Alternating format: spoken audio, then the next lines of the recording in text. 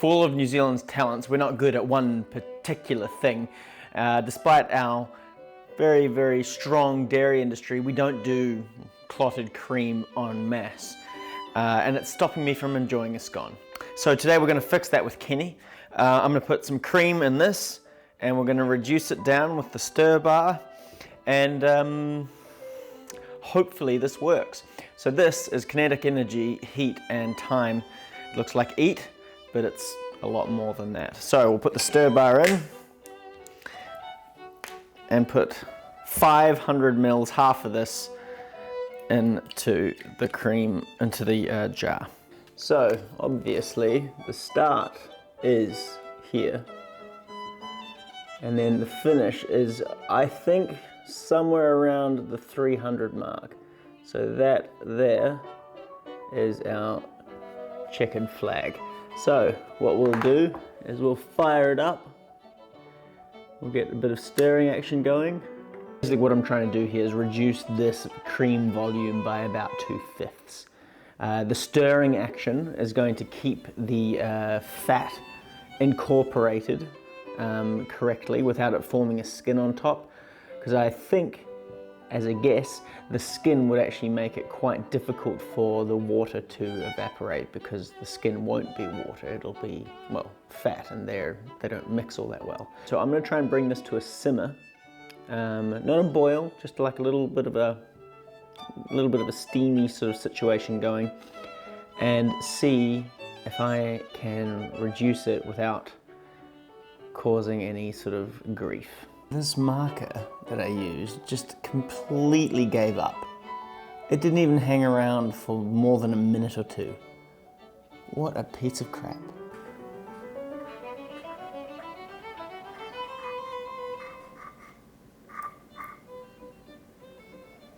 So, we're at the part of the process where things are, a little bit repetitive. So I'm going to take just a moment to address a little bit of the rage bait going around British food.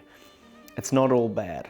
Some of it is very obviously bad, but some of the best food I've had in my life has been in Britain. And let's face it, when I was in that part of the world, I had no better coffee than in Britain. I mean, admittedly, that's because most of the baristas and stuff are Australians and New Zealanders, but still, it is a fantastic place to get food. They take things in and they are able to sort of do them justice, albeit sometimes quite expensive. But anyway, that aside, there are some interesting things in native British cuisine. And I think their movement around sweet and fat is just fantastic.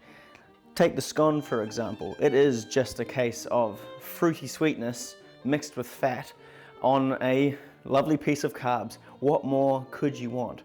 Even down to things like fish and chips. Their orchestration of fat into batter to make fish taste better, just fantastic, making my mouth water. So all the rage bait online is just that. It's just rage bait. So, Britain, England, don't feel too bad about your food situation. It's pretty good. Now that I've just probably pissed off a bunch of people, and maybe pleased some others, let's make some scones. Now, classic scones go off a fairly standard recipe, but I've got this problem called compulsive tinkering. I can't leave a recipe alone. I'll take it to the brink of not working without any fear at all. It's all about eyeballing it, in my eye at least. But I did add kefir. And with its low pH, these scones came out with a fluffier than your average scone from the pages of this Kiwi classic. But if you can't get kefir, not a problem. Just swap it out for Greek yogurt or for buttermilk. Now, I can't be arsed with cookie cutters. Eventually, you have to rework the dough with all the scraps. And lo and behold, it gets overworked. More overworked than an American halfway up the corporate ladder.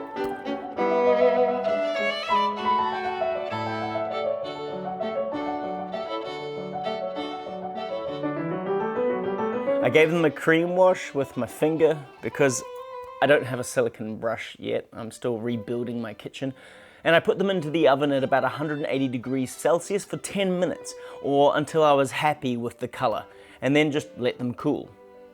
And when they came out, the texture was indeed lighter than your stock standard scone, but with enough body to take whatever I threw at it, cream-wise. Speaking of the cream, it was looking very viscous.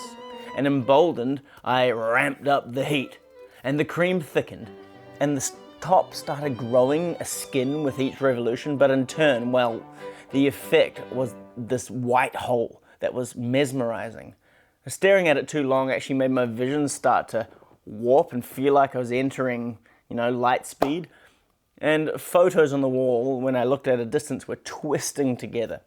And so I gave Kenny a rest and thanked him for his service, and I poured it into a glass jar. And then I cooled that at room temperature until it was about 20 degrees Celsius, and then refrigerated it overnight.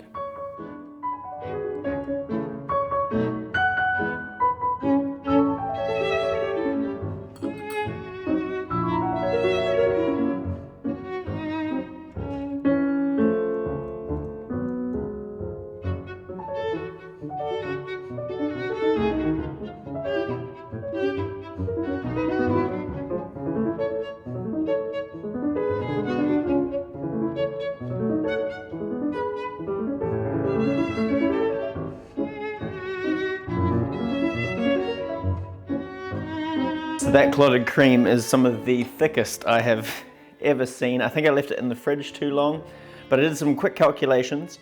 Out of the 500 grams, I'm assuming about 175 grams of that original cream was fat.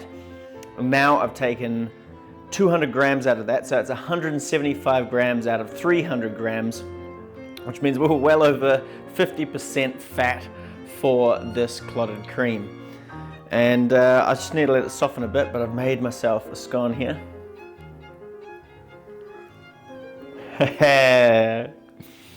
That is crazy decadent. Almost like cheese. Maybe don't reduce it so much. But, oh, holy moly. But definitely try this.